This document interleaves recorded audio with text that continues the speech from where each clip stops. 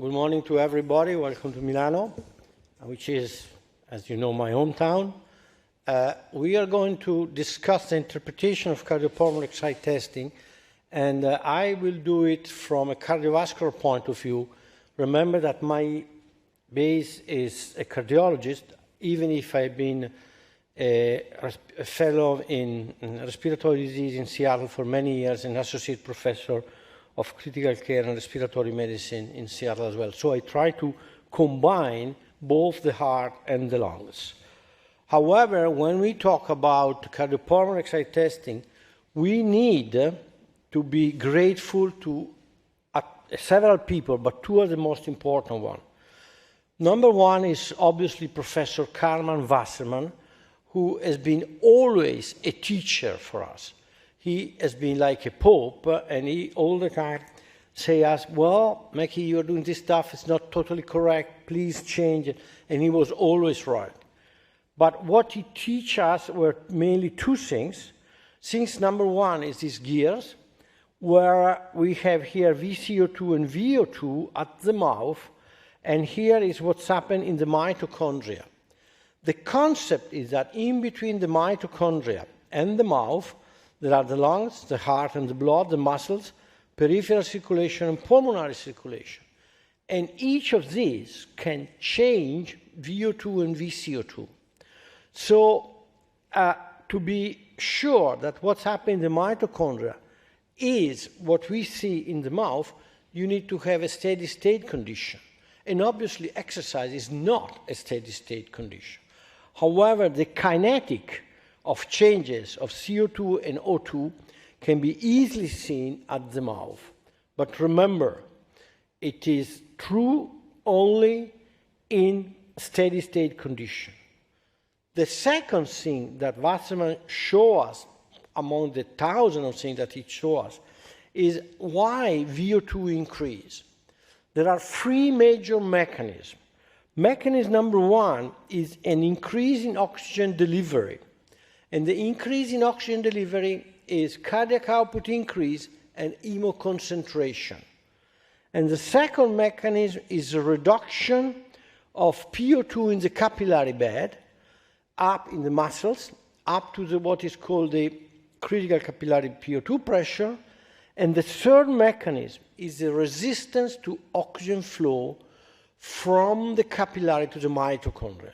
Because also in here you may have a true resistance and difficulty for your oxygen to go from the capillary to the mitochondria. And remember that in the mitochondria during exercise, PO2 is very low and can be, according to Severenhausen, even negative, and the mitochondria act as hoovers.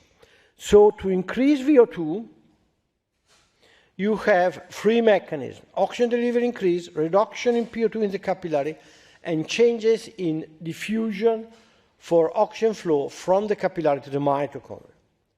The second man who we have to be grateful to is Professor Brian Whipp, and he is a physiologist. And he told us, remember that all the time you breathe, you have a ventilation, which depends on three factors: VCO2, which is the amount of CO2 production; PaCO2, which is the value of CO2 in the arterial blood; and the efficiency of ventilation, named VDVT. All this are under the sympathetic control, and patients breathe in a different way, but always according to this formula, so that you can plot this formula in a graph. On the vertical axis, you have VDVT. On the horizontal axis, you have the ratio between ventilation and CO2.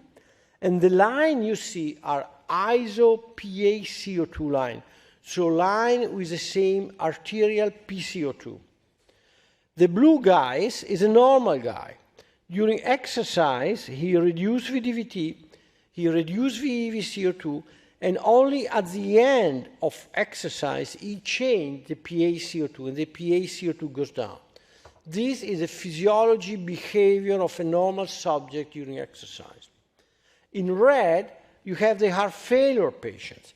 They start with a little lower PaCO2 value, they reduce VDVT, they reduce VEVCO2, but in a smaller amount compared to a normal subject.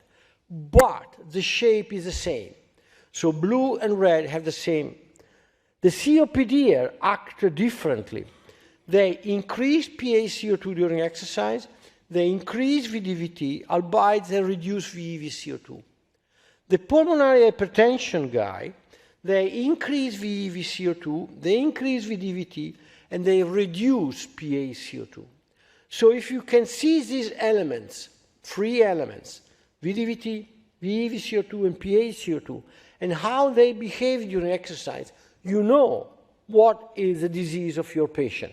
Normal, heart failure, COPD, or pulmonary hypertension. But let's make a little bit of story of cardiopulmonary exercise testing. Here was the beginning with the Douglas bag collection, and then going back to the laboratory, or the big Douglas bag in the laboratory as well. But the beginning of the story, VO2 was seen as an hemodynamic parameter.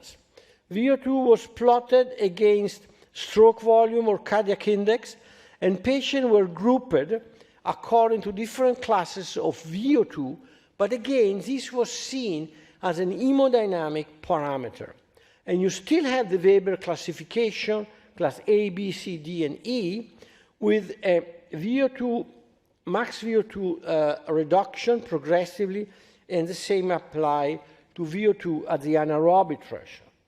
However, this concept was really debated when the results almost 30 years ago of the Veteran Administration Hospital studies on vasodilator in heart failure show up that there was no correlation between left ventricular ejection fraction and peak VO2. And so left ventricular ejection fraction was somehow stroke volume, and you say, well, how VO2 can be a hemodynamic parameter if it is not correlated with stroke volume? And that was the beginning of the change of the concept that we have in VO2. In the early 90s, Donna Mancini, we came out with this approach who said, if we have a VO2 at peak exercise and we are able to measure the anaerobic threshold, then we can classify our patient with high and low risk according to the value if it is above or below a magic number of 14. 10 years later, we came out with different values and prognosis, VO2 of 14, 14 to 16, 16 to 21, and more than 21, and this was considered important for prognosis. But most important, the Canadian group from Florida came out with the concept of a percent of predicted. Because something is exercising a guy of 80 years old or a guy of 20 years old or exercising a lady or a man.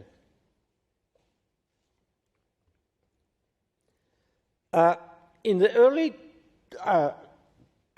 year 2000, we came out with the concept that if your peak VO2 was below 10 or greater than 18, you know that you are in a poor condition or a good condition, but in between, which is a great majority of cases, you have to look to efficiency of ventilation, and the efficiency of ventilation has a cutoff value at that time, which was 35, and if it is higher than 35, you are at high risk.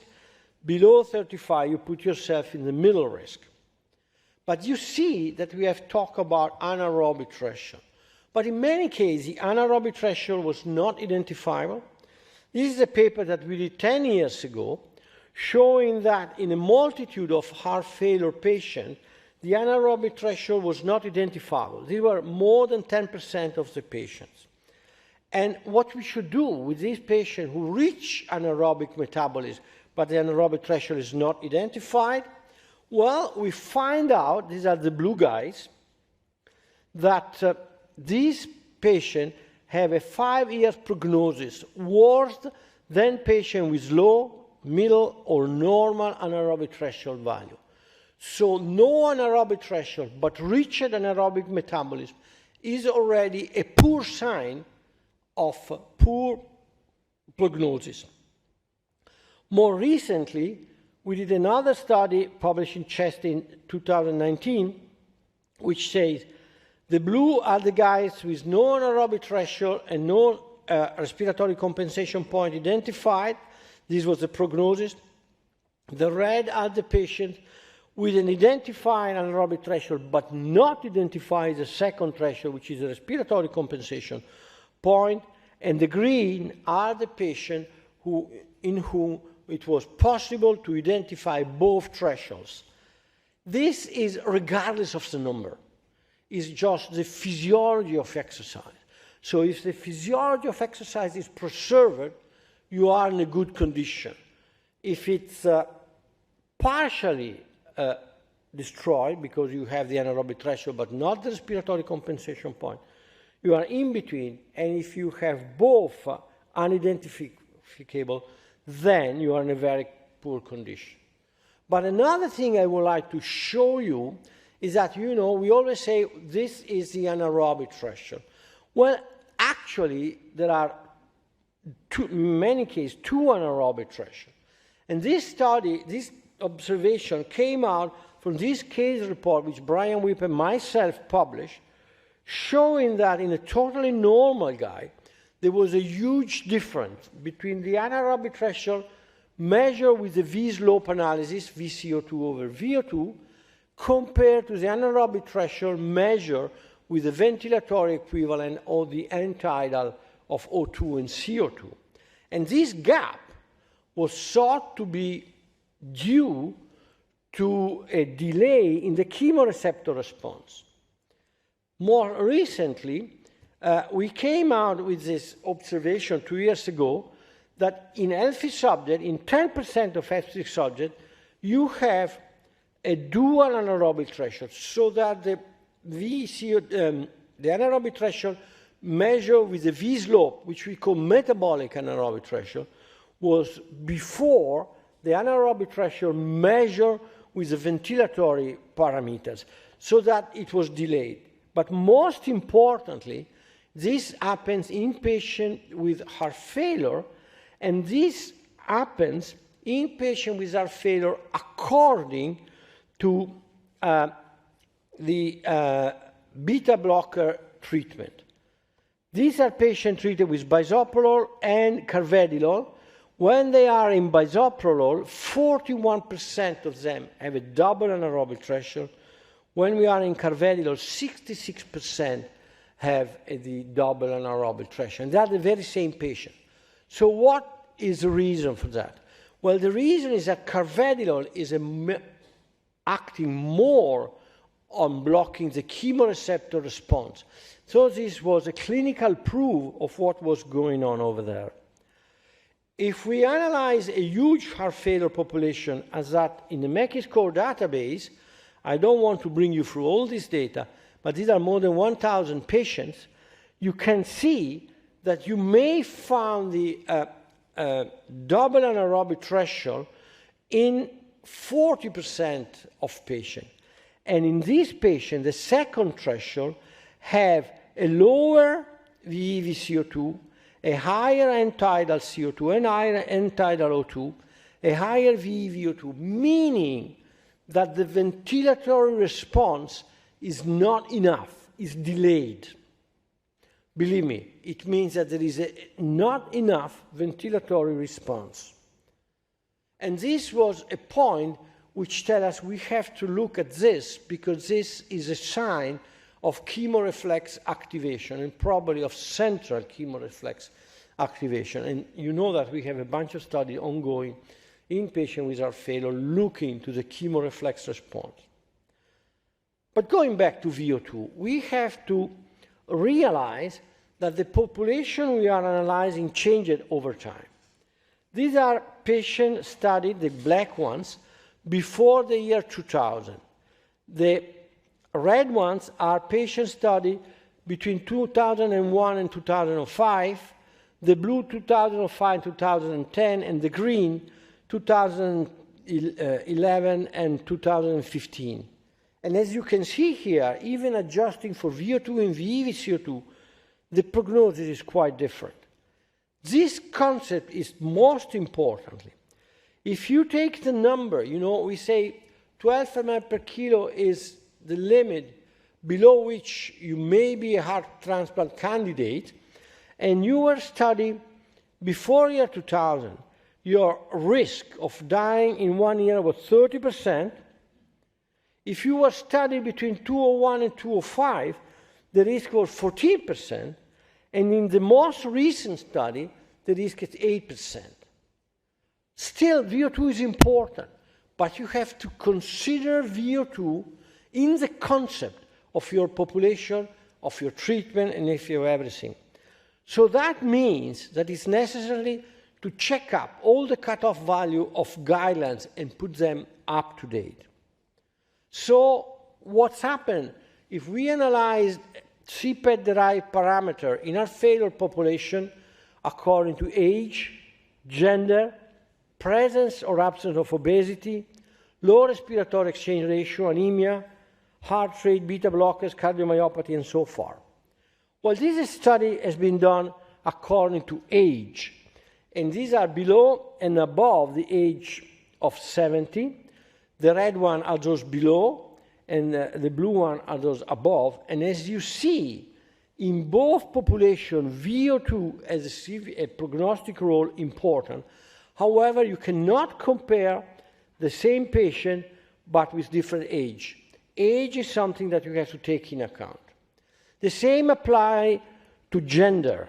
You know that gender female have a prognosis which is much better than those of male.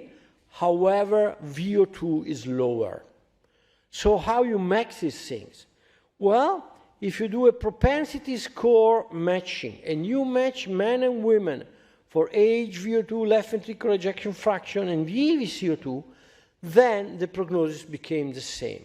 So again, you have to match subject with the different characteristics. Male and women are the same if you consider age, left ventricular ejection fraction, VO2, and VEV-CO2. And what's happened if you have a guy who is obese and heart failure?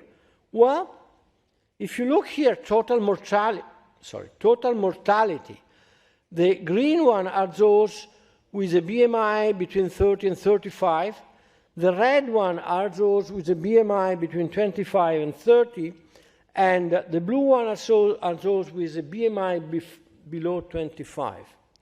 And if you look at this, and these are all heart failure patients, you say, well, I should not tell my obese patient to reduce the weight.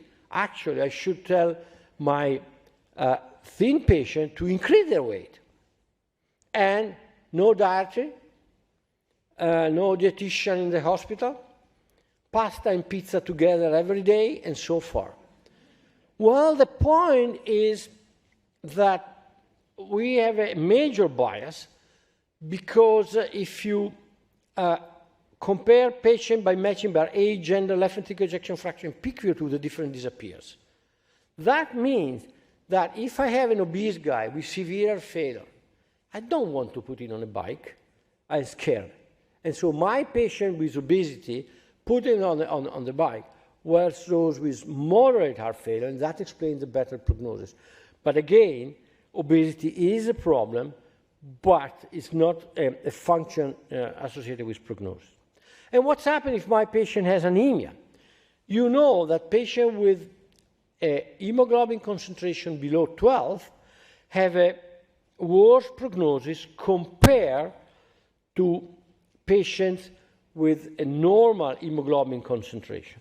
And this is something that you have to take care. I cannot go into detail of the physiology meaning of anemia, how much it counts in VO2, because I don't have the time. But if you come to our courses in Milano, you will go inside all these details, and you have to realize that if your patient has 10 grams of hemoglobin and the VO2 is low, maybe it's not the cardiac failure, but it's just the anemia who is the determinant of your low VO2. And what's happened if the patient is treated with beta blockers? You know, we have many patients treated with beta blockers, and they say, well, my exercise performance is low because of beta blockers. Well, this is not true. Let's see what's happening in heart failure patient with and without beta blockers.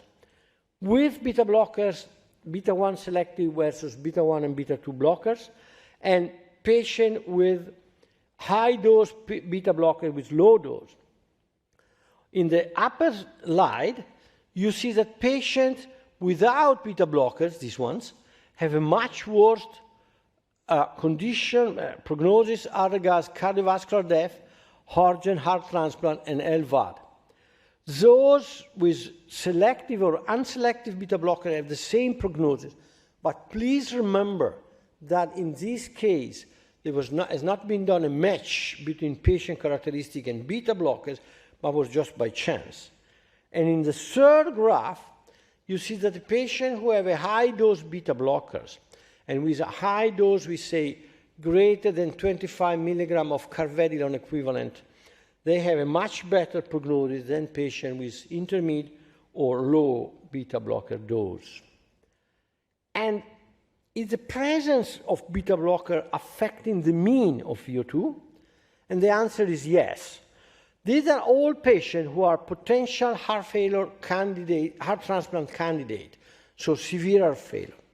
If you look the yellow group are patients with a VO2 between 10 and 12 ml per minute per kilo. Those above, this one, are with beta blockades. Those, regardless of the same VO2, are not beta blockade, and the problem is different. The green one are those with a VO2 between 8 and 10, so very reduced. But again, these guys are those with beta blocker, and these guys are those without beta blocker. So again, when you analyze VO2 in patients with heart failure, you have to know if they are beta blocker or not. And what's happened to the renal function? Here we group our population according to low eGFR, intermediate eGFR, and normal eGFR. And these are patients with high and low VO2, but normal GFR. The red are intermediate and again high and low VO2. The black one are poor kidney function, high VO2 and low VO2. That means that you cannot take the VO2 alone, but you have to take it in the concept of the entire patient, considering everything. And you have to go to a multi-parametric approach. And so we are suggesting that the metabolic exercise data combined with cardiac kidney index, the MECI score, is the most useful one. And it is on EC guidelines as something that needs to be done. It's been built through a complicated analysis, statistical analysis, and at the end, 6 parameters came out, starting from more than 60, 2 derived from cardiopulmonary exercise testing, peak VO2 and VEV-CO2 slope. And then we have hemoglobin, sodium level, left ventricular ejection fraction, and kidney function. And as you can see, we have an ORC curve with a value of 0.8, which is the highest value never reached in patients with heart failure as prognosis. You can easily find, if you go on internet, you digit MECI score, you find this score and ask you peak VO2, VEV-CO2, and so far, and you came out with a score at 2 years. We compare it with the Seattle heart failure and the heart failure survival score, and the MECI score was always better at 2 and 4 years. And you have to remember that there is not a single parameter which is as strong as the MECI score. This is a MECI score, and these are the single parameter which combined give you the MECI score. So you need a multi-parameter approach. This has been validated with different studies, and it's been published a recent international validation with patients coming from China and Europe, outside Italy. And what's happened is that the MECI score remained very strong predictor up to 10 years, and actually the AUC was even greater than that we were able to identify in our patient. It is above 0.85. However, a number cannot be this for all your life. you need to repeat the test. You need to repeat the cardiopulmonary exercise test at least once a year. And here is what you find if you repeat the test after 1 year and you have an improve in the Mackey score or a reduction in the Mackey score regardless of its value. Those who improve have a much better prognosis than those who reduce the Mackey score. And this was something which happened in an holistic way, because left ventricular ejection fraction, peak VO2, VE VCO2, kidney function, they always go in the same fashion. They always go in the same direction. And so you cannot imagine somebody who improves VO2 but not VE VCO2, not anemia, not left ventricular ejection fraction. And here you have the data one by one. Only only a sodium level is not a good stuff. Now, in the last 5 minutes, I would like to, before the question, I would like to bring you where is the future. You know, the future for patients with exercise and cardiopulmonary testing is to know what is going on. And this is very difficult because you have your patient in front of you, and the patient you exercise and you tell, well, this is your prognosis. But you know, the prognosis may be not too bad, good, whatever, but you need to know what's happening to your patient. And so we built, via artificial intelligence, an analysis starting from almost 8,000 patients, and we have a control group of 800 patients, and we did a dataset consolidation without knowing anything. We analyzed 43 clinical variables starting from 51, and these 43 clinical value, we didn't know even what was a clinical value. We know it was a clinical value. And then we did what is called a topological data analysis. We were able to classify patients according to the same characteristics, and then we moved to a supervised analysis. But the first 2 steps are totally blind. We don't know anything. It's the computer who does everything. And he came to us with this 19 clusters or 19 family of patients with the same characteristics. And again, there were 43 parameters. So not only peak VO2, EOV, but also the reason of the heart failure, ischemic heart disease, the EKG, the atrial fibrillation, and all these things. And you can categorize patients with poor prognosis, and you can see that patients with the worst prognosis, these 2 groups have a very poor prognosis.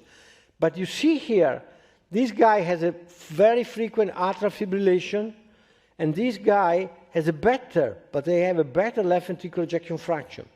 This guy have a worse kidney function compared to this. So in each category, in each cluster, you have different characteristics, albeit the prognosis may be the same.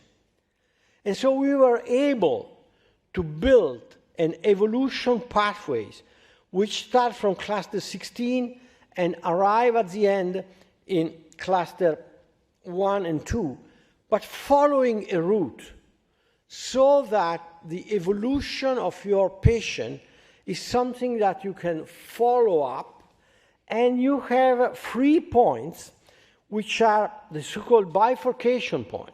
When you are here, if the patient moves in this direction, he is going toward a poor prognosis.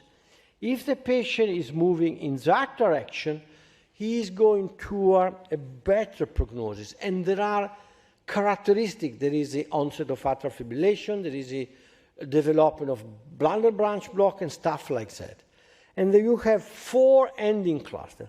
And you have a time to develop these things.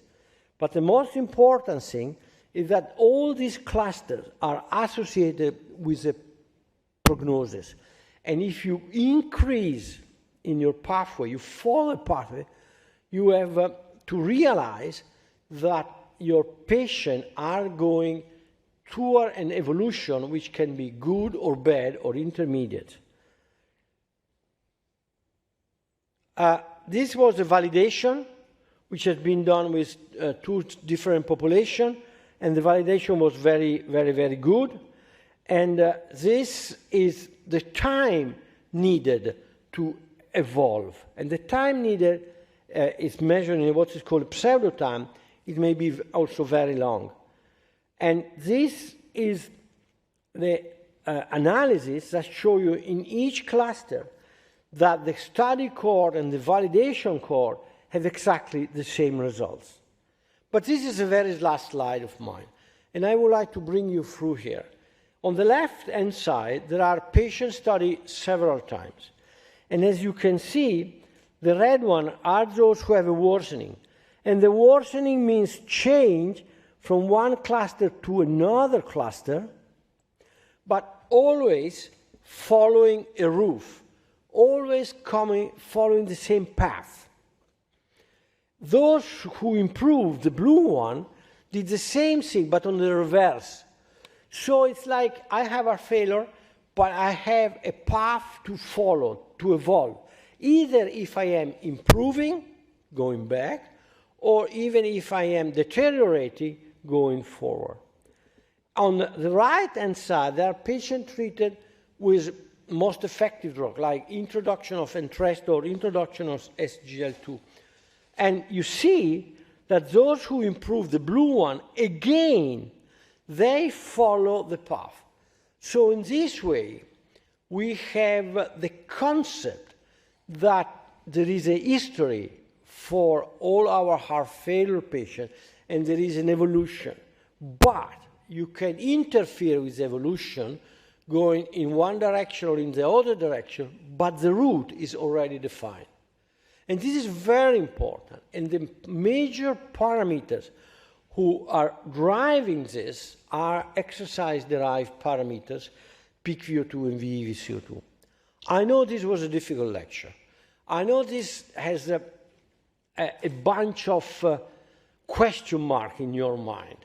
However, that just tells you there is cardiopulmonary exercise testing is the only holistic way we have to assess the body function, and it is the best technique we have to understand what is going on. And I would like to thank you and remember you to go to see the Duomo in downtown, because that is much better than listening to a talk like this one. Thank you very much.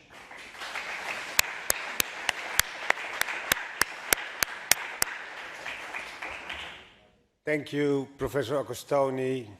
I do not totally agree with your last, what you last mentioned about it's sometimes also good to listen to you.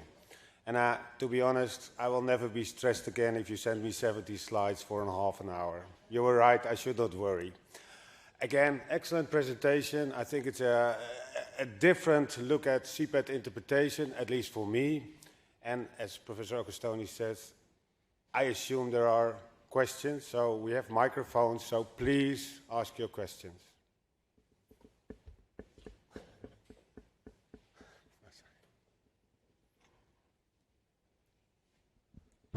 There.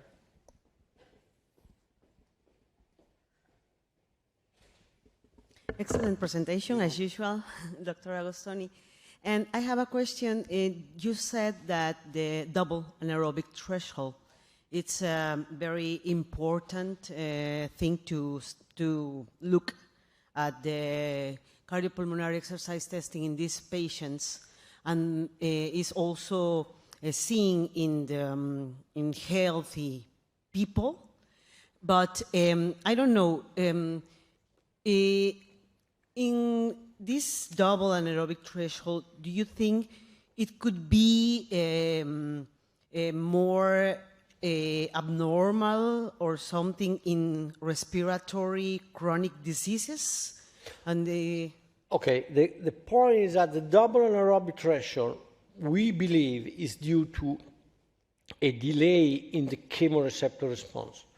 If you have a patient with oscillatory breathing, the anaerobic threshold is not analyzed if the oscillations stay up to the end of exercise. So the anaerobic threshold doesn't exist in this type of patient, so we cannot assess. Patients with oscillatory breathing were excluded. I have no data as regard all the patients with respiratory diseases like COPD and stuff like that. And actually, since you are an expert, you should look back to your COPD patient to see in those who you identify the anaerobic threshold if they have a double anaerobic threshold or not. And I think this is already a very nice study to be done. But remember, I am a cardiologist and I do not see so many COPDs. But that is a very good point. Thank you. Another question?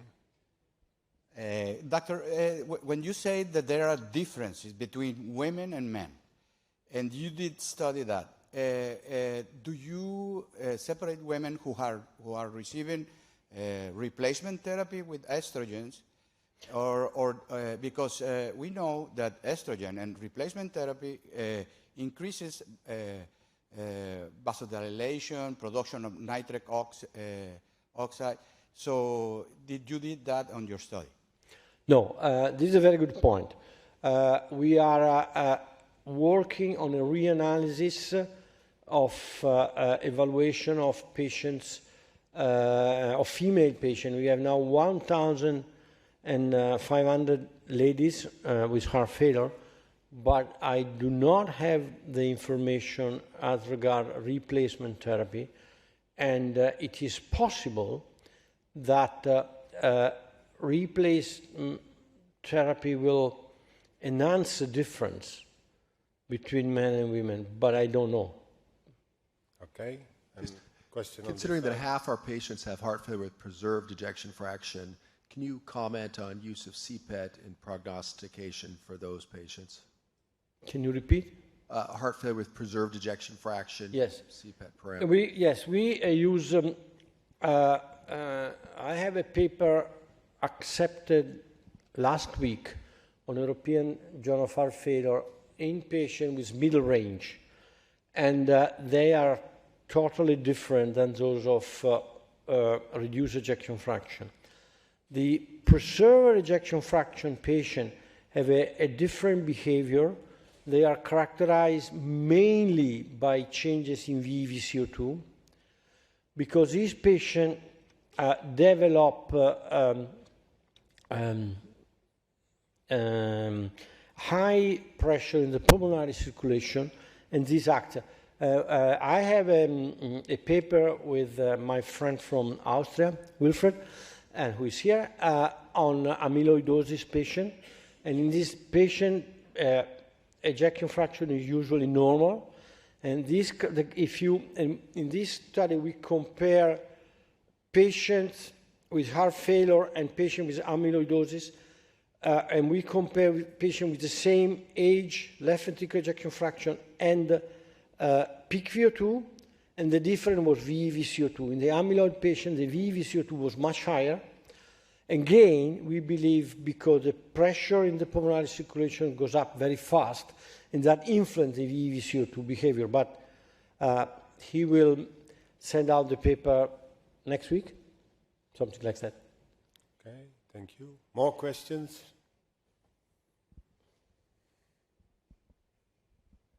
Oh, thank you for your presentation. I like the cluster model. Can you tell me, how do you use the cluster model in individual patients? Is there a difference in treatment between the different clusters? Yeah, well, the cluster model is built using 43 variables, okay? Now, you have a patient which is in cluster 12, okay? You know that for going to cluster 10, he will reduce, let's see, VO2. So if you follow your VO2 and you see that it's going this direction, you have to change the treatment according to VO2. Or maybe going from 12 to 10, you have a worsening of anemia. And so you have been focused on anemia. But this is something that the computer will tell you. Pay attention to. But this is a major change in the way we are seeing the patient. The patient is now not a single individual, he is a cluster, he's a family of patients with the same characteristics. And we know in which direction he's going. So we have to do our best to move from 12 to 13 and not from 12 to 10. But once you are in 12, if you don't do anything, the destiny is this, which is better than going to cluster 1 and 2. Okay? More questions? We've still 5 minutes. Otherwise, I have one question. I see, of course, that VCU slope stays as an important prognostic value, so it's about hyperventilation. Why do the heart failure patients hyperventilate? Is it too high dead space? I don't think so, because our arterial CO2 is too low. Or is it sympathetic drive, overdrive? No, the hyperventilation in heart failure patients is mainly due to hypersympathetic tone. So it is an increase in metabolic muscle and chemoreflex. And the study on anemia was extremely interesting. If you have somebody who is anemic with 10 grams of hemoglobin, in this case, VEV-CO2 is no more prognostic because the oxygen delivery to the muscle is reduced regardless of cardiac output. And the metabolic reflex are activated regardless of the severity of heart failure. And so VEV-CO2 is no more a prognostic data. So again, you have to have an holistic way. The chemoreflex response, the metabolic reflex response cannot overwhelm, for instance, anemia or renal insufficiency. So you always have to have a global visual. And CPET is very good because it's the only holistic parameters.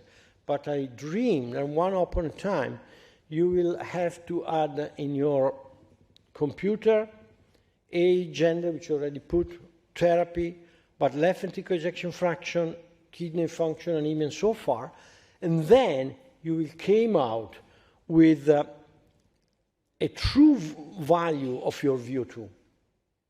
Because again, if your guy is anemic and VO2 is low, well, so what? I mean, I have a bunch of patients with mitral insufficiency, and I have a surgeon say, I want to operate him, or I want to put a clip. And you say, wait a moment, this guy has a dyspnea. Yes, of course, we have to put a clip. Wait a moment, this guy has 9 grams of hemoglobin. Treat hemoglobin first. You have to realize that each gram of hemoglobin, if your cardiac output is 10 liters, means 100 ml per minute of VO2 reduction. So if you have 5 grams of 10 instead of 15, so 5 grams of hemoglobin less, and your peak exercise cardiac output is 10, which is good but nothing of fantastic, your VO2 is lower than half a liter. And all these calculations can be done in cardiopulmonary exercise test. And actually, when you are going to be a little more advanced, you will measure cardiac output with your VO2 non-invasively. There are several techniques possible. And so that you will put VO2, cardiac output, AVO2 difference on the same graph. And this is a step forward to a more integrated vision. Another thing which I never understood, you have patients who have shortness of breath during exercise. And there is a bunch of colleagues of mine say, well, we cannot exercise, he is shortness of breath. But he is exercising every day anywhere. So exercise even those with severe dyspnea. Exercise everybody. There is nobody who lives on a chair.